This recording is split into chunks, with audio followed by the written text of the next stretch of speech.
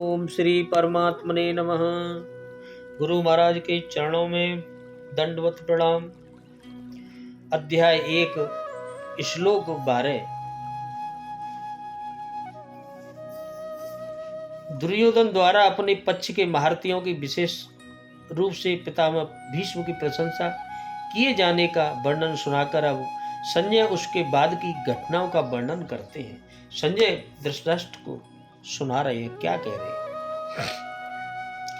तस्य सज्जनयन सहर्षं कुरु वृद्ध पितामह सिंहनादं विनद्य उच्चेय संज्ञं दद्युमो प्रतापवान।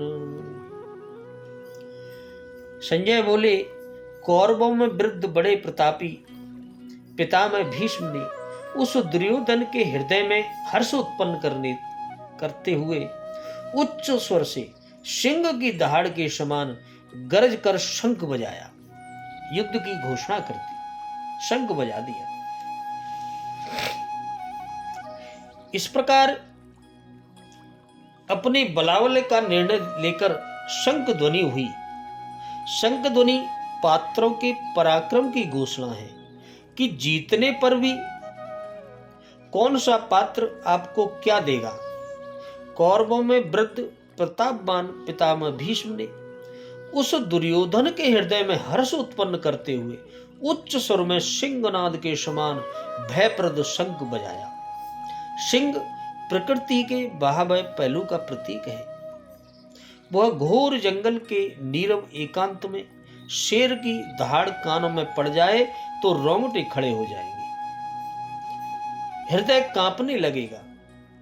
यद्यपि शेर आपसे मीलों दूर है, फिर भी आप डर के मारे कांप जाएंगे। ऐसी शंख ध्वनि बजाई भीष्म जी ने दुर्योधन को खुश करने के लिए। भय प्रकृति में होता है, परमात्मा में नहीं। जो माया के अधीन है उनको भय लगता है, और जो परमात्मा में है उन्हें कोई डर नहीं लगता। वह तो अभय सत्ता है।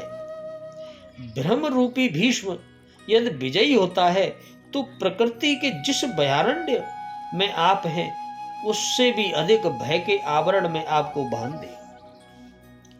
भय की एक परत और बढ़ जाएगी, भय का आवरण घना हो उठेगा। यह ब्रह्म इसके अतिरिक्त और कुछ नहीं दे सकेगा। अतः प्रकृति से निवृत्ति की ही गंतव्य का मार्ग है।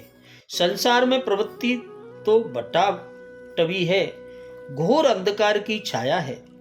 इसके आगे कौरवों की कोई घोषणा नहीं है। कौरवों की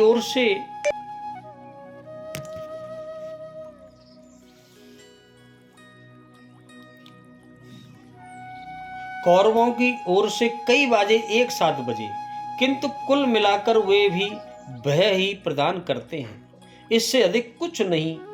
प्रत्येक विकार कुछ न कुछ भय तो देता ही है। इसलिए उन्होंने भी घोषणा की। इस श्लोक का भाव क्या है। भीष्म पितामह गुरुकुल में ब्राह्मणी को छोड़कर सबसे बड़े थे। कौरवों और पांडवों से इनका एक सा संबंध था, और पितामह के नाते ये दोनों के ही पूज्य थे। इसलिए संजय ने इनको कौरवों में वृद्ध और पितामह कहा है। अवस्था में बहुत वृद्ध होने पर भी तेज, बल, पराक्रम, वीरता और क्षमताओं में ये अच्छे वीर युवाओं से भी बढ़कर थे। इसी से उन्हें प्रतापवान बतलाया है। ऐसे पितामह भीष्म ने जब द्रोणाचार्य के पास खड़े हुए दुर्योधन को पांडव सेना देखकर चकित और चिंतित देखा, साथ ही यह भी देखा कि अपनी चिंता को दबाकर योद्धाओं का उत्साह बढ़ाने के लिए अपनी सेना की प्रशंसा दुर्योधन कर रहे हैं, और द्रोणाचार्य आदि सब महारथियों को मेरी रक्षा करने के लिए अनुरोध कर रहे हैं। तब पितामह ने अपना प्रभाव दिखलाकर उन्हें प्रसन्न करके के लिए प्रधान सेनापति की हैसियत से समस्त सेनाओं में युद्धारंभ की घोषणा करने के लिए सिंह के समान दहाड़ मारकर बड़े जोर से शंख बजाया। यह अध्याय 12 का श्लोक 12 समापन। राधे कृष्ण।